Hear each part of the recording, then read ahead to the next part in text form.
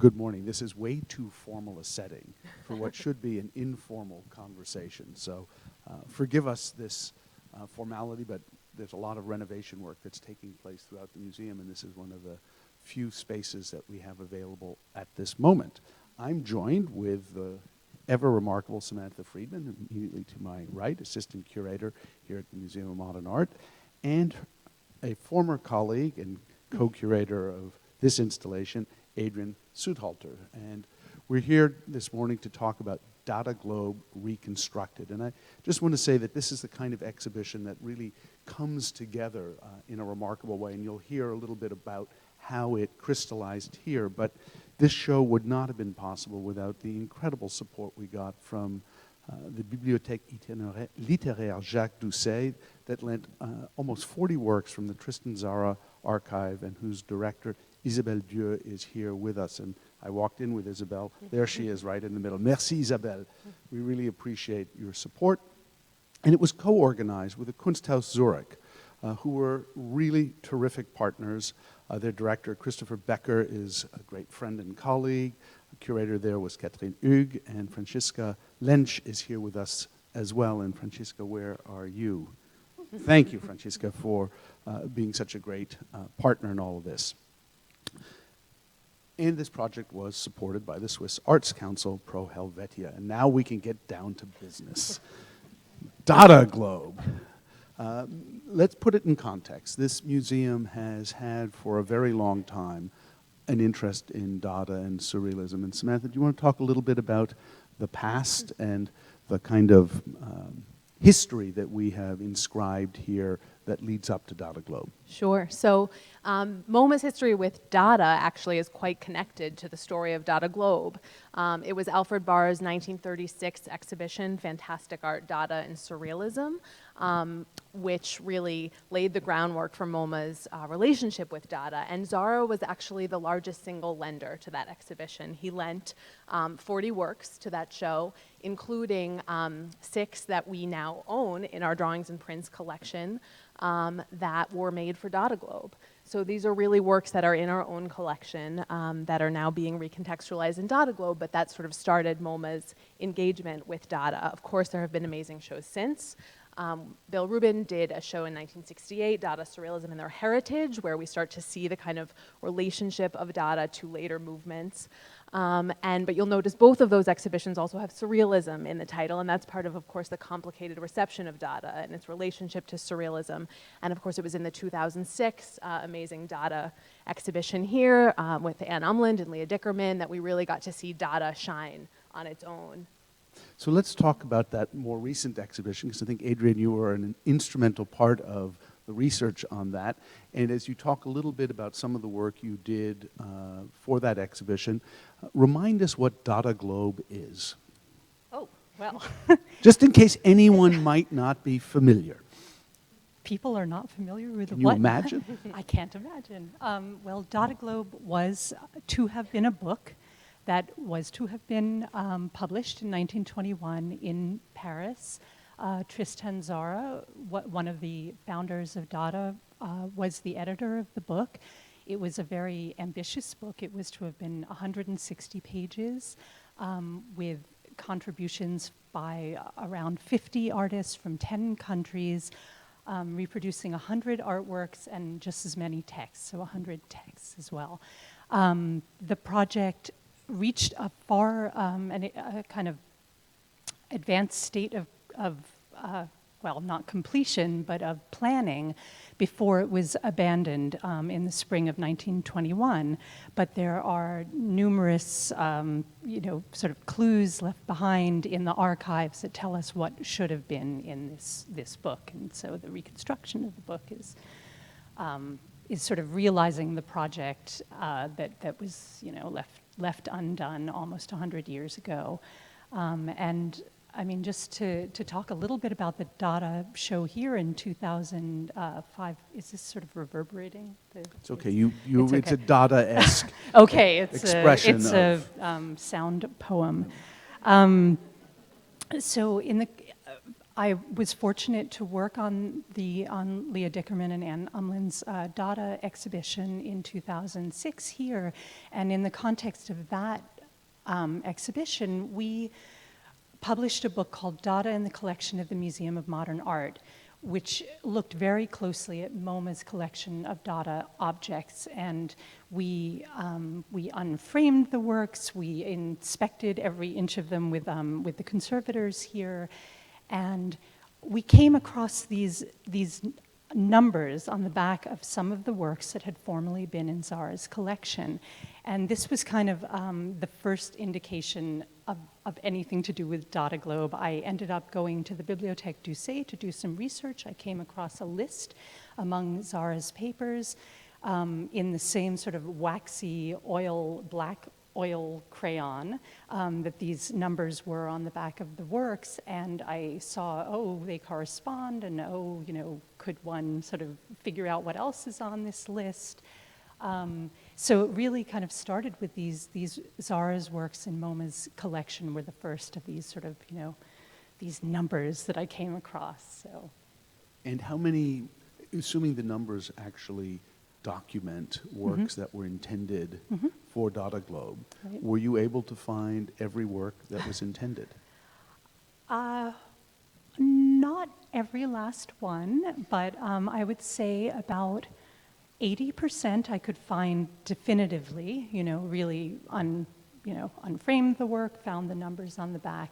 Then maybe 15% are sort of very clear what they are, but I never actually could find the specific, say it was a photograph of a well-known artwork, and I couldn't find that specific photograph, but it was clear from the list which artwork it was. So that's maybe 15%, and then another 5% absolutely couldn't find. Hopefully in the future generations will be able to, but for example, there was a group of works by Jean Cocteau, which I just haven't been able to find. So. The mystery continues. It does. Yeah. Samantha, talk a little bit about the installation here and the way it relates to the different categories that Zara imagined Dadaglobe would encompass. Sure. So there are so many stories within Dadaglobe. We had to think a little bit about which story we might want to foreground in this installation. And in the solicitation letters that Zara sent to potential contributors, he's very specific about the kinds of works that he wants submitted. And he gives these clear instructions. He gives 4 categories. He asks you to please send a clear photo of your head, not body.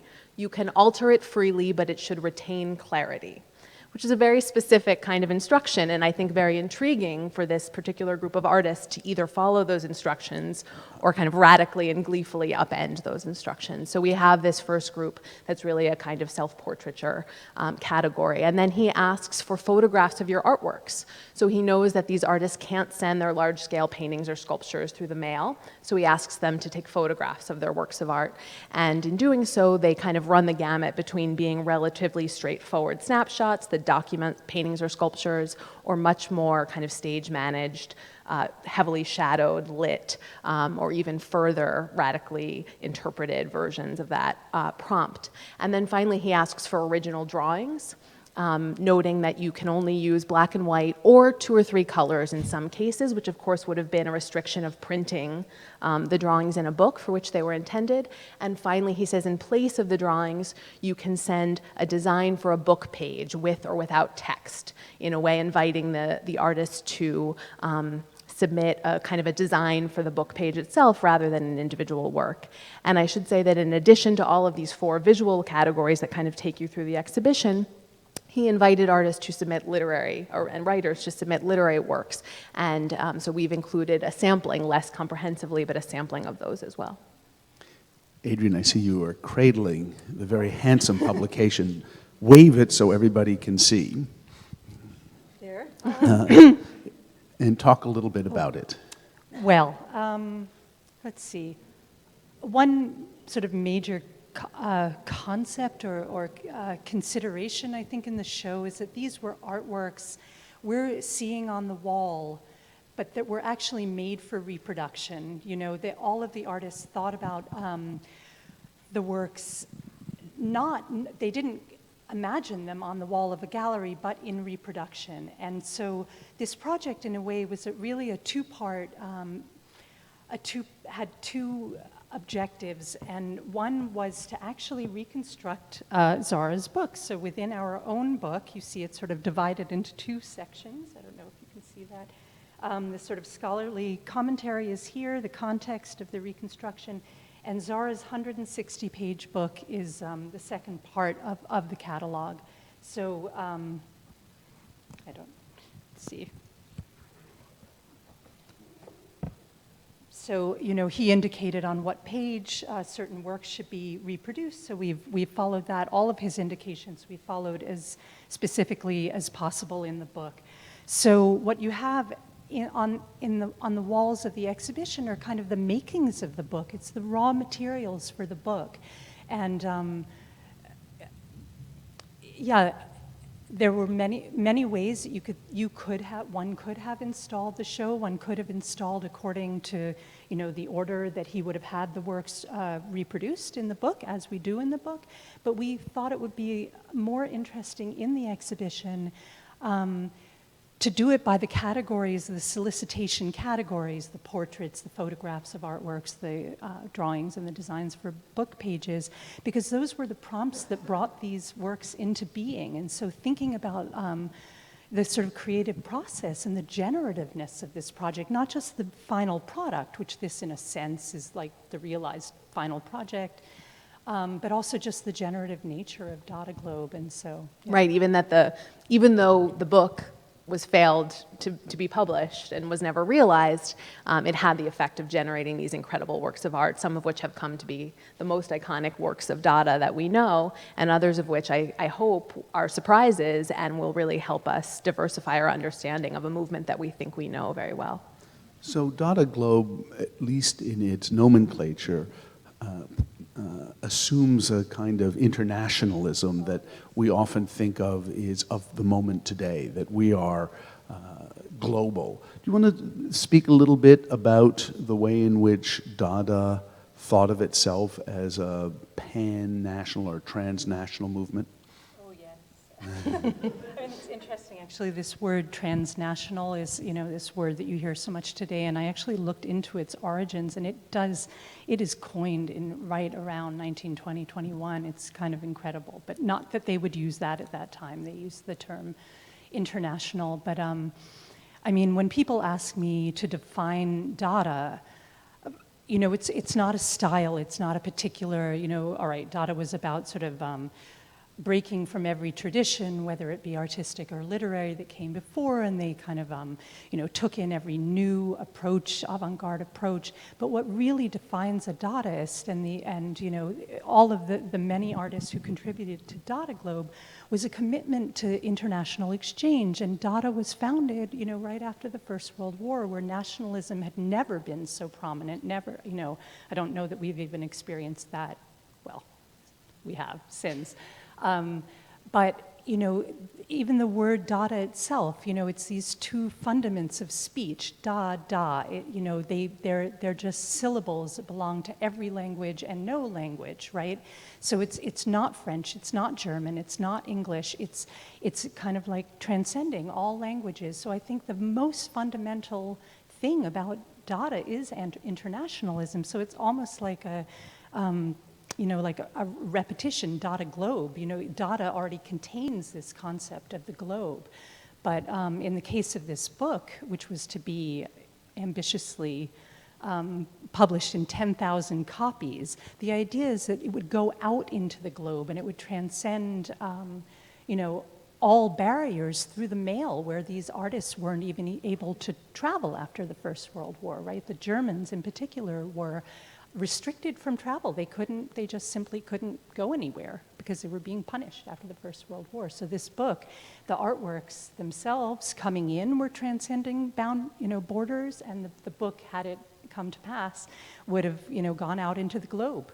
into the world. I think that's something we really wanted to highlight too, and we hope that that's a texture that comes across in the exhibition, that in addition to these works of art, which you'll notice most of which are scaled to the post, or if not, sometimes you can see the folded lines where they were folded up to be put in an envelope. There are selected of these archival materials from the Bibliothèque Littéraire Jacques Doucet are these letters that accompanied the works when they were mailed, are the envelopes in which they were sent. So we really hope that the viewer has this sense of these things traveling through the mail, of them arriving with Zara and him opening up these envelopes, and really that kind of immediacy of these things traveling in that way, which of course they would travel very differently today if they were being submitted probably digitally, right? So there's this very physical, material quality to the mail. So we've invoked the Bibliothèque Littéraire Jacques Doucet several times. Do you want to talk a little bit about Jacques Doucet, because he has quite a role here at the Museum of Modern Art for a number of reasons? Let me see. Jacques Doucet, I mean, the collections, his collections, I guess Zara's collection came to the Bibliothèque Doucet after Doucet's own death, so, but the connection there was really André Breton, whose papers are also, everybody's papers are at the Bibliothèque Doucet. It's an incredible wealth, overwhelming. But we're all going to come see you, Isabel. So Breton was a sort of private advisor to Jacques Doucet, right? Who was a couturier. He was a fashion person who had an interest in contemporary art of his time, and André Breton was his personal advisor, and he had an incredible collection, and there are incredible letters at the Doucet, by Breton advising Doucet on what to acquire. You could just be lost in those letters. He was one of the most important couturiers in Paris in the 20s and 30s, and it was because of him that we have the Demoiselle d'Avignon here at the Museum of Modern Art. So his history is inscribed in ours in a very profound way. And so it's interesting to think of somebody who could navigate from, Cubism and Picasso to Breton, a very different kind of mindset. And that just shows you what a lively and curious mind he must have had. So Tristan Tzara assembled this book. He numbered his documents. He sent out his letters. He was excited about this project. What happened? Why was it never published? Well, Samantha?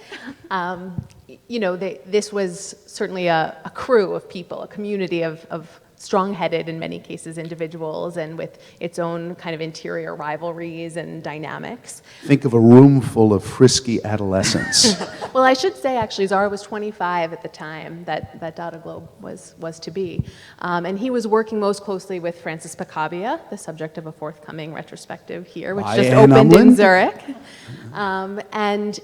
Zara was Picabia was, I think, 14 years older than Zara, and kind of an elder statesman of the group, and was providing support collaboratively, but also financially to Zara. And one of the projects that we look at in the exhibition was actually a precursor to Dadaglobe called Dadaco. So this idea of making a Dada anthology was not entirely new. And Richard Hulsenbeck, who was one of the Berlin Dadaists, was behind Dadaco, and Dadaco also failed for financial reasons. And so when he learned of Zara and Picabia's project of Dadaglobe, he became a little bit jealous. And he sought, Imagine that. He sought to drive... Sibling rivalry. It was really like sibling rivalry. Right. So he sought to drive a wedge between Zara and Picabia, and it seems to have worked. And so with the loss of Picabia's support, and Picabia publicly denounces Dada very soon after that, the financial support also for Zara's project is lost. Well, we're very glad that you succeeded where he did not. Let's turn this over to all of you for any questions you might have. Yes, please. Speak as loudly as you can, only because it's hard to hear. In fact, there's some microphones that are wending their way towards you. Thank you. Given that Dada is generally recognized as an anti-art project, how does it come that we now refer to these incredible works of art and the people who made them as artists and exhibit it in an art museum. Shall I begin to try to? I think, you know, this term anti-art, it's funny, all of the artists involved with Dada and writers were deeply cognizant of the traditions that they were rejecting. So if they call it anti-art, it's not out of sort of some kind of ignorance or coming from left field. It's being very, very aware of what the art was up until that time and then challenging it and making a kind of a point of challenging it. And so I think that means it still remained within the discourse of art, right? So it doesn't not belong in a museum. It was always challenging what was in the museum, so it still belongs to the same conversation, even if they were challenging what had been in the museum before. This is the conversation that they were having. And, you know, even when you talk about Dada randomness, I found, you know, in the archive, these categories, you know, it's mimeographed, it's almost like some kind of administrative, you know, act. I don't know, it's very, the whole thing is a lot more sort of within, you know, the discourse of the museum than being outside of it, if that answers your question. So I don't really see it as a paradox that it's in the museum. I mean, there are certain individual works also in the exhibition that engage directly with artistic forebears, and I think that's kind of an interesting way to look at it, that they were so conscious of what came before. So you have the Cologne Dadaist Johannes Bargeld mounting his face atop, you know, the Venus de Milo's bust, and you have Max Ernst kind of comparing himself to Michelangelo and kind of holding himself up on a scale of all the artists who come before, and of course he claims that he surpasses them by a certain degree. So, you know, as much as these artists were rejecting certain traditions, they were very, very conscious of, you know, those traditions that they were rejecting. Excellent question. Yes, we'll just move down this row. The failure to finally print the Dadaglobe is the reason for that you gave us is that the financial support was withdrawn by Francis Picabia. But there seems to be a political subtext to it.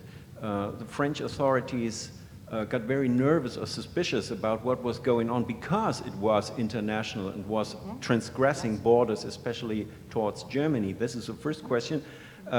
Did this really happen, or are there any proof of it? Is there any proof of it?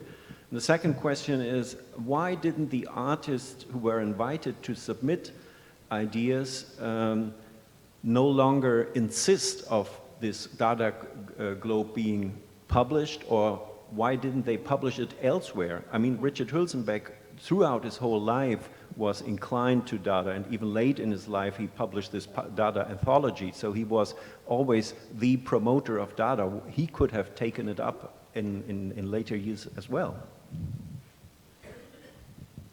So those are two great Do you want to questions. take the first and I'll take the second? Yes, sounds good. Division of labor. I think, I mean, you hit on something just so key, you know, the kind of what's forbidden about this project, the crossing boundaries, like the fact that the authorities, it was a problem for the authorities, was the point of the volume. It was absolutely the point of why they wanted the volume to happen. There's censorship, you know, when you read the correspondence between the Dadaists, there's censorship. They're constantly referring to the censor. They're constantly, they're using code between them because the censor is looking for any exchange between, especially France and Germany at this time, as some kind of like spy ring. And in a way, the Dadaists were, I mean, they weren't spying for anything, but they were just, the fact that they were being told that they couldn't communicate with their avant-garde, you know, counterparts across, you know, on the other side of the border is precisely the point.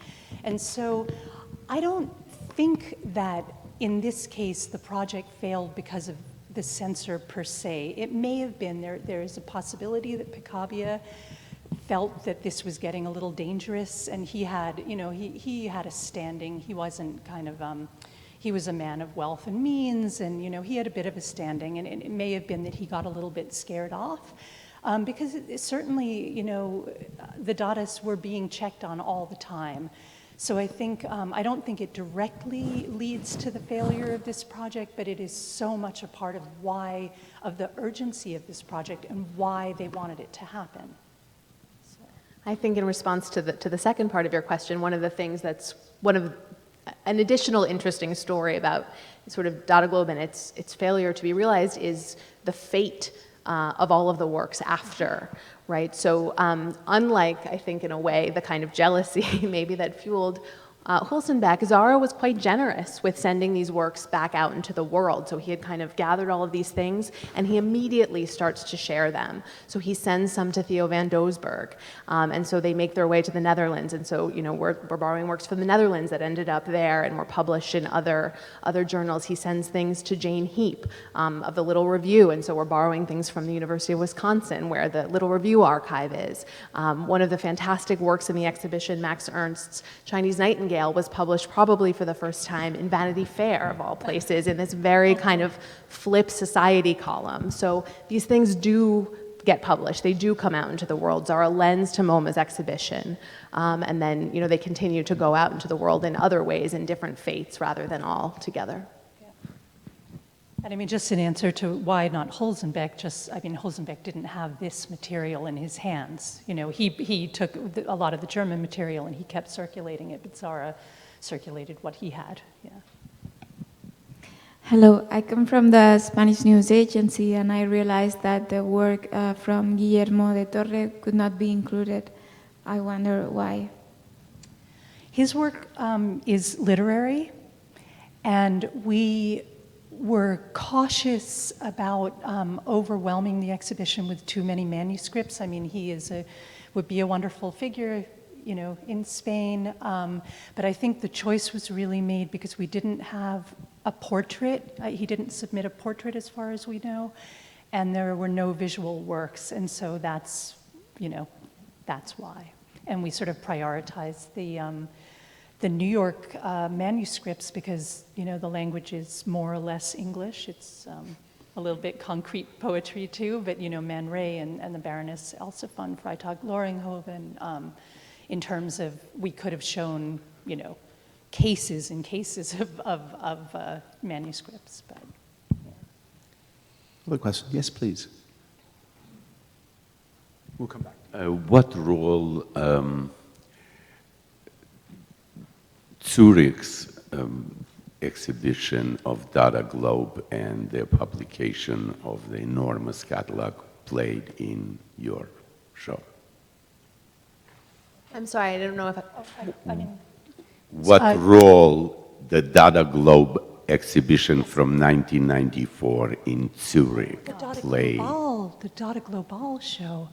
That was a fantastic exhibition for those of you who may not know. At the Kunsthaus Zurich in 1994 with a huge catalog called Dataspace Global. So it's not Dadaglobe, it's Data Global. And that, so it didn't actually have a lot to do with Dadaglobe itself, but that catalog was just an incredible resource of scholarship on they found Dada works, you know, not only in the Kunsthaus Zurich's own collection, but in collections all over the world. It was the first sort of like really major Dada exhibition, and the documentation in that book is fantastic. There is a little small essay on Dadaglobe and Dadaco in that catalog, which is, you know, it's a wonderful introduction to the project. It doesn't, you know, go to the extent of reconstructing it, but it's, you know, it lays the ground, some of the groundwork, so. We'll come back. Yes.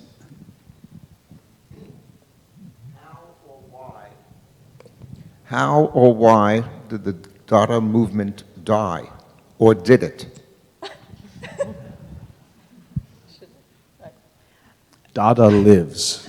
If you come to the Museum of Modern Art on any kind of regular basis, you will know that Dada lives in these walls, if not anywhere else. And in fact, if you go to Zurich, you'll understand that Dada is very much alive, not just as a historical idea, because of course we collect Dada-based material, But I think you might talk a little bit about the degree to which the Dada impulse is still very much part of contemporary practices. Do you want to address that? Yeah. Sure. Well, I mean, I think in certain works, especially in this exhibition, and certain of the artist responses to Zara's prompts, you see some of the themes that I think obsess contemporary artists to this day. I mean, the very idea of submitting a portrait and presenting forth your identity, but refusing to fix your identity as just one thing, and having that be multiple things, and playing a role and blurring a boundary, whether it's a gender boundary or a national boundary, I think is something that, you know,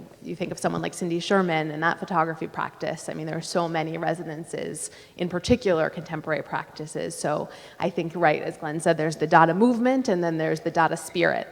Right, and I think, you know, to Adrian's point, that the Dada spirit isn't only this kind of anti-art thing that we think of when we first think of Dada, but these very specific practices that are engaging with different technologies, that are engaging with different thematics and strategies. Thank you both for a terrific exhibition, great conversation, and they'll be around, Adrian and Samantha, if you want to continue the conversation. So congratulations again. Thank you.